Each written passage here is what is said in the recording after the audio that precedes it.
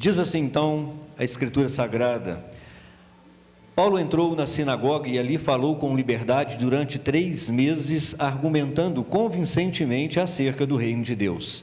Mas alguns deles se endureceram e se recusaram a crer.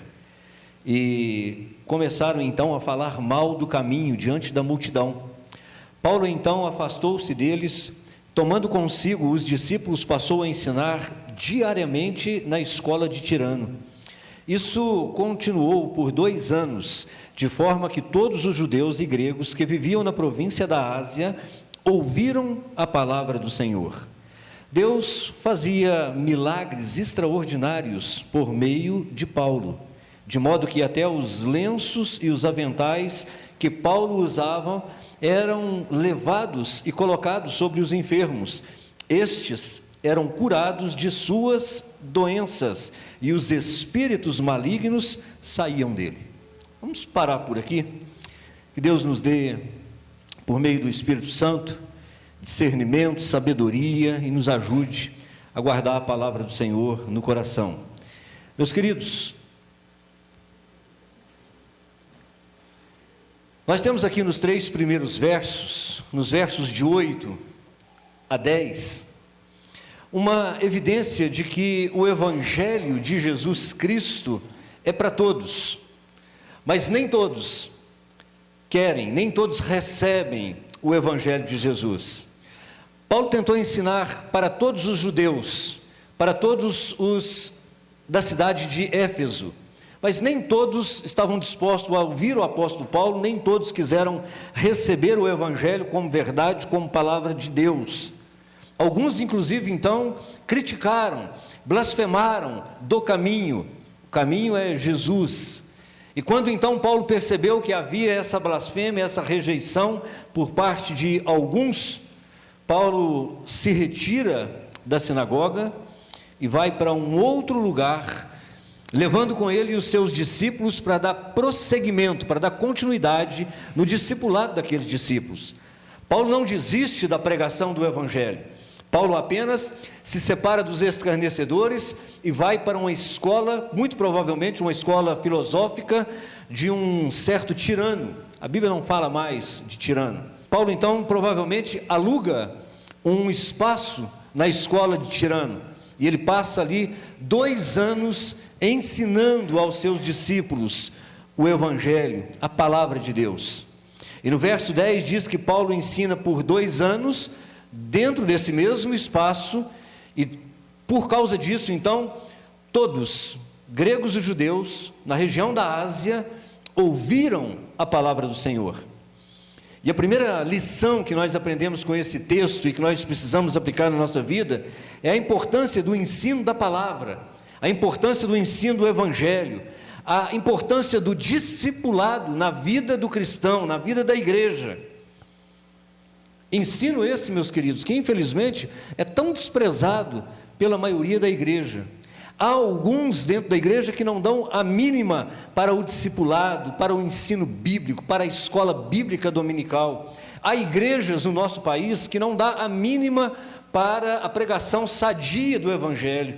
Querem se sentir bem, querem massagear os seus egos, querem fazer movimento, querem fazer estripulias e fazer do púlpito um picadeiro de entretenimento para a sua plateia, que também não tem nada. E é por isso que nós temos visto nos dias de hoje tantas igrejas cheias de gente vazia, de gente que não tem a essência de Cristo, não tem o Evangelho no seu coração, também não faz a menor diferença, porque estão satisfeitos simplesmente com serem frequentadores de igreja, ouvirem uma boa palavra, sentirem bem, irem embora para casa felizes, contentados. E aí alguém pergunta: está feliz com Jesus? E ele diz: estou feliz com Jesus. E vai embora para casa. Mas, por um outro lado, grande tem sido o esforço de pregadores bem intencionados, homens sérios, homens de Deus, em fortalecer a igreja com a doutrina dos apóstolos, a sã doutrina, a Sagrada Escritura, que tem sido uma raridade na igreja evangélica nos dias de hoje. Por isso nós vemos tantos absurdos no mundo cristão de hoje. Tantos maus testemunhos, Tanta gente que hoje não pisa mais dentro de uma igreja porque foram lesados por aqueles que deveriam tê-los protegido, tê-los assistido, tê-los ensinado a sã doutrina de Deus e a maneira correta de viver a vida com Deus. Isso tem sido difícil porque a igreja em si, a própria igreja, muitas vezes, ela desvaloriza, ela despreza aqueles que são dados ao ensino das Escrituras Sagradas, enquanto a Bíblia manda honrar com dupla honra aquele que dedica bem ao ensino da palavra. Oséias já dizia que o povo de Deus perece, é destruído por falta de quê? De conhecimento. Essa parte todo mundo conhece. O meu povo foi destruído por falta de conhecimento. Oséias 4:6. Mas esse é apenas o início do versículo. Olha o que diz a seguir. Oséias diz assim: o meu povo, e aqui é claro, não preciso explicar, os irmãos sabem que é Deus falando através da boca do profeta. O meu povo é destruído por falta de conhecimento. Mas uma vez que vocês rejeitaram o conhecimento, eu também rejeito vocês como meus sacerdotes. Uma vez que vocês ignoraram a lei do seu Deus, eu também ignorarei os filhos de vocês. O que está acontecendo? Um grande declínio moral, espiritual na nação de Israel. O povo não queria saber mais da lei de Deus, e não querer saber mais da lei de Deus é não querer saber do próprio Deus. Havia um grande desvio da função sacerdotal, e o povo ficou feliz com isso. E o povo entrou na bagunça do mundo à sua volta. E Deus então começa a rejeitar os seus sacerdotes, os seus próprios filhos, o seu próprio povo, começa a ignorá-los, assim como eles estavam ignorando Deus. Mas Jesus mesmo disse em João, no capítulo 8, verso 31, 32, ele diz assim: se vocês permanecerem firmes na minha palavra, verdadeiramente vocês serão meus discípulos, e conhecerão a verdade, e a verdade vos libertará. São palavras de Jesus. A Bíblia está cansada de dizer: busquem e continuem buscando ao seu Deus, cresçam na graça e no conhecimento do seu Deus, amem a palavra, amem a presença, amem o Deus verdadeiro de vocês. E Jesus vai dizer aqui nesses versículos: o verdadeiro discípulo é o que permanece firme na sua palavra, porque rejeitar as Escrituras é rejeitar a Cristo. E como eles rejeitaram a Cristo e blasfemaram de Cristo, então Paulo os deixou, pegou os que queriam a palavra, procurou um lugar, e por 2 anos Paulo então ensinou a eles as Escrituras Sagradas, porque Paulo sabe muito bem que conhecer as Escrituras Sagradas é conhecer a Deus, porque assim como rejeitar as Escrituras Sagradas é rejeitar a Deus, conhecer as Escrituras Sagradas é conhecer Deus, é conhecer o caráter de Deus, a vontade de Deus, os planos de Deus para nós. Como nós devemos viver no mundo, reagir ao mundo e às circunstâncias da vida.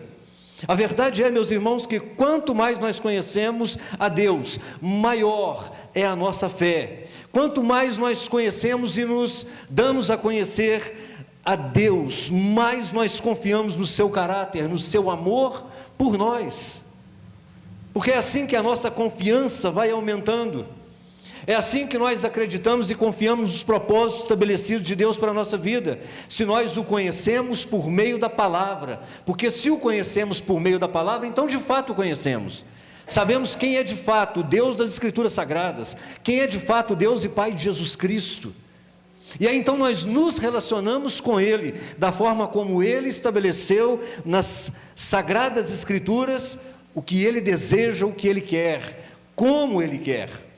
Nosso conhecimento da grandeza, do poder, da justiça, é o que nos consola, é o que nos conforta, é o que nos anima, é o que nos enche de esperança e de certezas, tanto para o presente quanto para o futuro. Quando nós conhecemos o Deus da Bíblia Sagrada, de fato e de verdade, então, meus irmãos, nós passamos a esperar nele, nós entendemos, nós compreendemos, nós aceitamos o tempo de Deus, porque sabemos que tempo bom é tempo de Deus. Tempo bom é o tempo de Deus para as nossas vidas. E aí nós nos entregamos à sua vontade, porque não só sabemos, mas cremos de fato e de verdade que a vontade de Deus é boa, perfeita e agradável. Boa, perfeita e agradável. E aí, quanto mais nós conhecemos a Deus, mais nós o amamos. Quanto mais nós nos aproximamos de Deus, quanto mais nós conhecemos, quanto mais experiências com Deus nós temos, mais nós amamos esse Deus. E quanto mais nós amamos o nosso Deus, nós amamos o nosso próximo, nós amamos o nosso irmão. Quanto mais nós nos relacionamos com Deus, mais parecidos com Deus nós ficamos, meus irmãos. Porque conhecer a Deus é conhecer Jesus. E quando nós conhecemos a Deus, Deus muda a nossa visão, Deus muda o nosso caráter, Deus muda as nossas prioridades, Deus muda a nossa percepção, a nossa maneira de enxergar a vida, e aí tudo muda em nós, e nós então começamos a nos parecer cada vez mais com Jesus. E os irmãos já sabem que ser parecido com Jesus, meus irmãos, é parecer com o Pai. Porque diz Hebreus no capítulo 1, no verso 3, que Jesus é a expressão exata, a expressão máxima do ser do Pai. Então, se eu pareço com Jesus, eu me pareço com o Pai.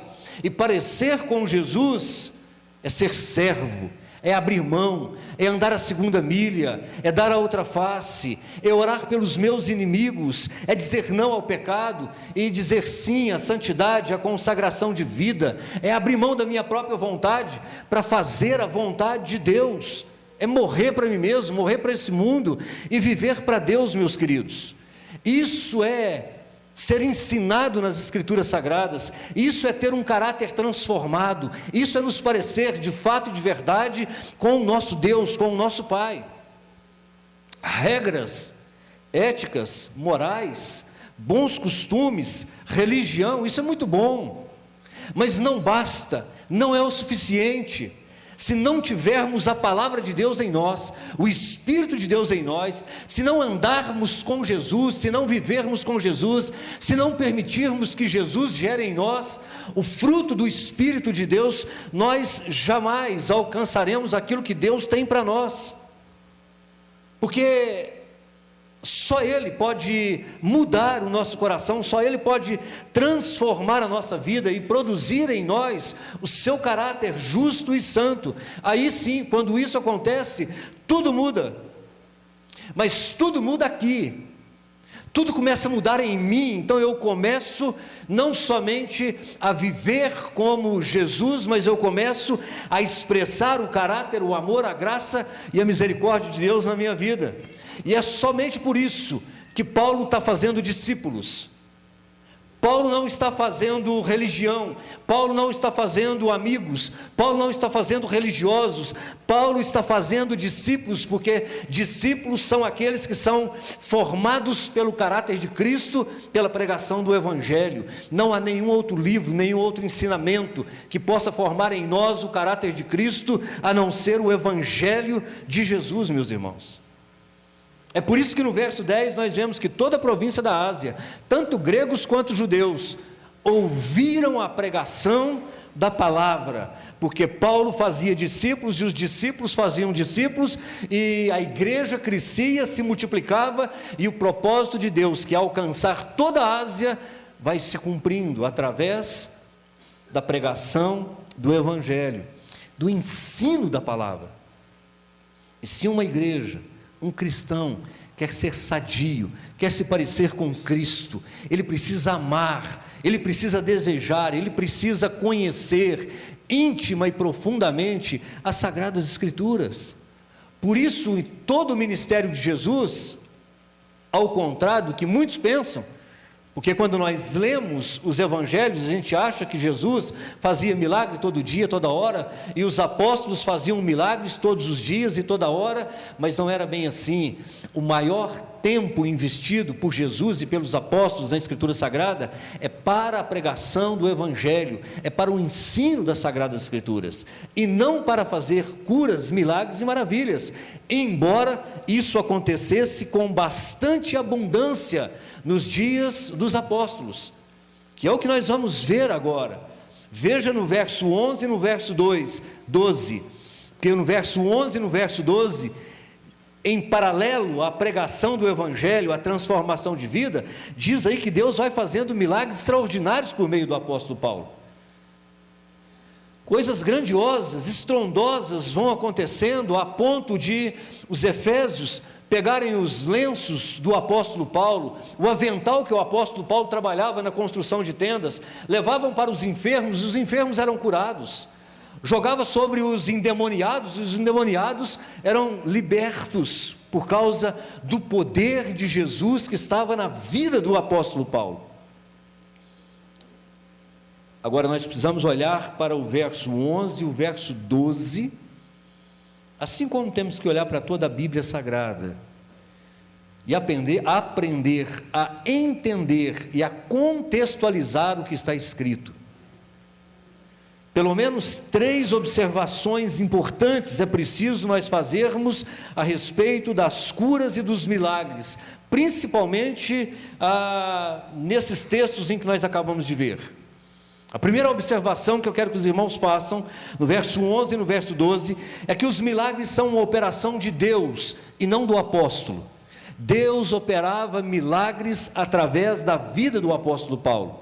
E Deus realizava os seus sinais e suas maravilhas com um propósito: abrir caminho, abrir espaço, atrair a atenção, trazer o povo à fé salvífica, à fé no Evangelho. Deus está abrindo o mundo gentílico com a pregação do Evangelho, com milagres, curas e maravilhas, dizendo: é chegado o reino de Deus. Havia uma unção muito forte na vida de Paulo e de todos os outros apóstolos, naqueles dias, a fim de cumprir o propósito do Senhor naquela região. Tanto é, meus irmãos, que o Evangelho de João, em todo o Evangelho de João, os milagres e as maravilhas e as curas são chamadas de sinais, porque são sinais de que Deus está chegando com o seu reino. São sinais de que há um Senhor que tem poder e autoridade sobre todas as coisas, sobre a natureza criada, sobre as enfermidades, sobre os demônios, sobre todo o universo que Ele mesmo criou. Ele é o Senhor de todas as coisas. E Deus então dá aos apóstolos e a alguns homens daquele tempo um poder extraordinário, nunca visto em outro momento na história da igreja, a tal ponto de que as vestes do apóstolo Paulo curavam os enfermos e expulsavam os demônios. A sombra do apóstolo Pedro curava os enfermos. Uma coisa fenomenal, extraordinária. Segundo observação que nós precisamos fazer é que os métodos usados não são um modelo, não são uma doutrina que possa ser estabelecida pela igreja, porque nem mesmo o Senhor Jesus e os apóstolos estabeleceram como doutrinas, como regras, como métodos de cura. Não era o apóstolo Paulo que pegava os seus lenços e vendia para que as pessoas fossem curadas. Não era o apóstolo Paulo que pegava os seus lenços, que pegava os seus aventais e levava para tocar os enfermos. Foram os efésios, por causa do seu misticismo religioso, por causa da sua fé infantil, que precisa de um objeto, precisa de ver para crer, precisa de tocar. Isso é fé infantil. Bastava o nome de Jesus, e basta o nome de Jesus. Mas são os efésios, ou recém-convertidos, ou não convertidos, que pegaram as vestes do apóstolo Paulo, levaram, tocaram os enfermos foram curados, e os demônios saíram. Então nós não podemos pensar que nós podemos, como igreja hoje, enxugar o suor do nosso rosto e mandar para quem quer que seja ser curado. Isso não é regra. Jesus a um curou com cuspe misturado com terra. A outro ele disse: vai, a tua fé te salvou. Ao outro ele impôs as mãos. Ao outro ele não disse nada. O outro toca em Jesus e é curado. Não há uma regra. Não há uma ação ordinária. Há eventos e métodos pontuais, métodos muito diferentes uns dos outros. Você não vai ver em outro lugar nos evangelhos, em outra cidade, nenhum outro homem de Deus curando ninguém com as suas vestes. Não no Novo Testamento, não pela igreja. Então isso é um ponto a ser observado. O terceiro ponto a ser observado é que nós podemos perceber nitidamente, se você estuda os evangelhos e se você vê a cronologia dos acontecimentos da igreja, é que esses milagres, maravilhas e prodígios eram abundantes, mas à medida que isso vai passando, esses sinais, esses milagres e essas maravilhas vão se diminuindo, o que não significa que cessaram, mas diminuíram na sua intensidade. Mas não podemos dizer que o tempo dos milagres acabou, o tempo dos dons acabou, não. Não concordo com o cessacionismo. Cessacionismo é a linha teológica que diz que os dons cessaram. Não, não cessaram, mas as coisas não são mais como antigamente. Isso não é falta de fé, isso é uma observação sincera das Escrituras Sagradas. As coisas não acontecem mais nos dias de hoje como aconteciam no início da igreja. Por quê? Primeiro, porque não tem mais apóstolos, não existe mais apóstolo, não existe ninguém como os 12, não existe ninguém como aqueles homens que Deus separou e os chamou para lançar as bases da sua igreja. Qualquer um que se diz apóstolo, ou apostoliza, ou apóstola, nos dias de hoje, está usurpando um título que não é seu, que não lhes dá o direito. Segundo, que não há mesmo, nem homens e nem mulheres, como o apóstolo Paulo, o apóstolo João e Pedro, e Estevão e tantos outros. Porque nós queremos ser como Paulo e como Pedro, nós só não queremos viver como Paulo e como Pedro, e muito menos morrer como Paulo e como Pedro. E há uma dinâmica muito clara nos últimos séculos da igreja. Deus está agindo de forma diferente, porque o maior milagre da vida humana é a salvação, é a vida eterna. É você ver um homem que era adúltero, uma mulher que era adúltera e deixou o seu pecado por causa de Jesus. Alguém que era um assassino, um pedófilo, e largou o seu pecado por causa de Jesus.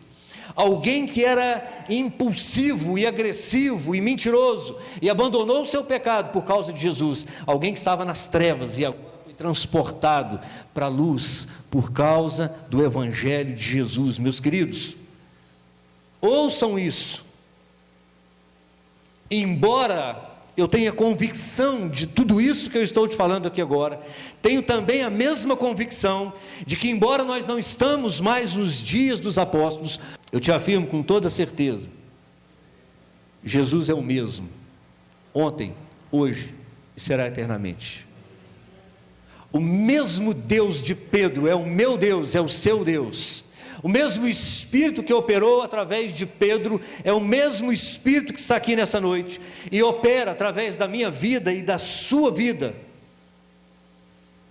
Jesus é o mesmo, ontem, hoje e eternamente. Pastor, ele não cura mais, cura. Ele não ressuscita mais, ressuscita. Ele não faz mais milagres, prodígios e maravilhas, faz. E se quiser fazer agora, apesar até mesmo da incredulidade, ele faz. Porque esse Jesus ressuscitou um morto de 4 dias. Morto não crê, morto não tem fé, Bastou apenas uma palavra de Jesus e o morto voltou a viver. Porque todo o poder e toda a autoridade foi dada a Ele, e Ele tem todo o poder sobre toda a natureza, sobre todo o universo criado. E embora os pregadores não sejam mais os mesmos, os cristãos não sejam mais os mesmos, o Espírito, o Filho e o Pai é o mesmo. E Ele está aqui nessa noite. E Ele está aqui. E Ele mora em nós. E a palavra do Senhor, ela é viva, ela é eficaz, ela é poderosa para penetrar no íntimo do nosso coração e fazer discernimento entre aquilo que é carnal e aquilo que é espiritual. E nos tirar da incredulidade para a fé, nos tirar do reino das trevas para o reino da luz, para curar as enfermidades, para libertar os cativos, trazer ao nosso coração as verdades da Escritura Sagrada.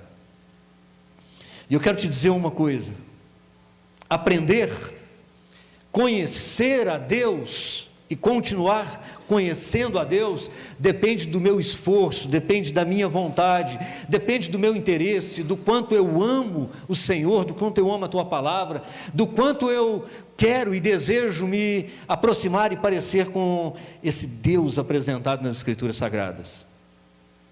Mas milagre depende, em primeiro lugar, dEle. É dEle que depende operar ou não um milagre e maravilha. Mas, em segundo lugar, ou conjuntamente com isso, a fé,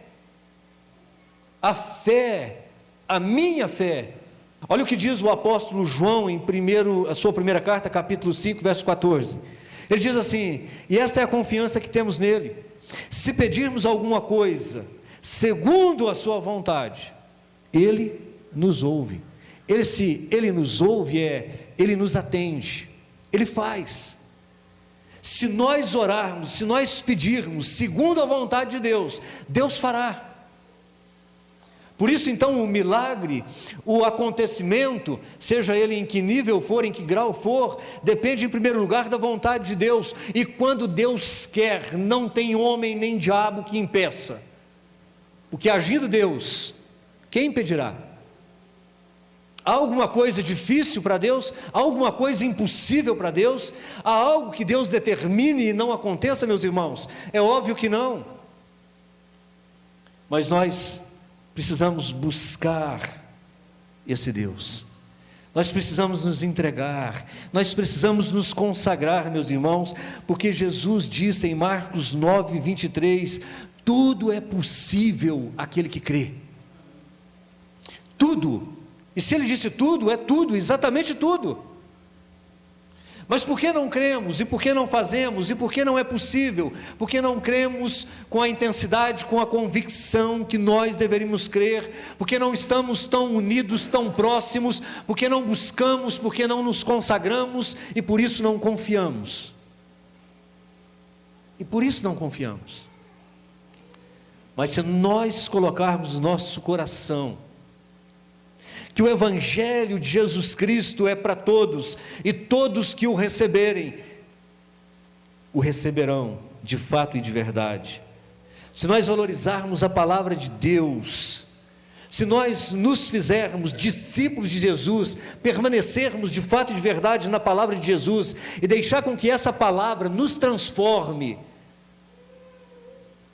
aí então, meus queridos, nós seremos um com Jesus, e nós teremos os mesmos desejos, as mesmas vontades, e nós teremos o mesmo amor que Jesus tem, para que quando nós orarmos, nós oremos segundo a vontade, e aí tudo, exatamente tudo aconteça.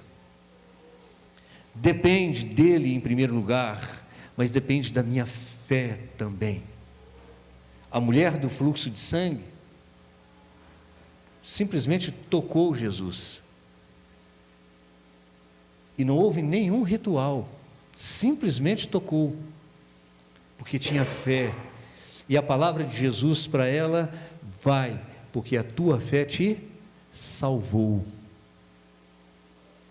Conhecimento que gera unidade, que gera fé, convicção, certeza do Deus que nós cremos, do Deus que nós servimos e do quanto nós podemos confiar e esperar.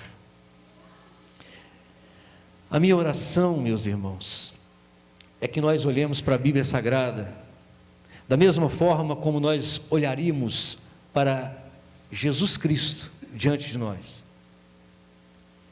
com reverência, com temor, mas com amor e com fé, e aplicássemos ao nosso coração, à nossa vida, aquilo que Ele deixou escrito, aquilo que está determinado, sabendo que quando Deus opera, quando Deus determina, quando Deus quer, nada e nem ninguém pode impedir. Mas a dúvida do nosso coração é se Deus quer. É se Deus quer. A dúvida do nosso coração é se eu mereço. É se Deus ainda faz curas, milagres e maravilhas. Muitas vezes a dúvida do nosso coração é porque nós separamos a Bíblia Sagrada, o movimento evangélico, da fé simples, pura, no que está escrito. Mas quando nós unimos conhecimento, fé, então nós somos usados por Deus. Eu só tenho uma pergunta para te fazer. Você crê nisso? De fato? Você crê nisso de verdade?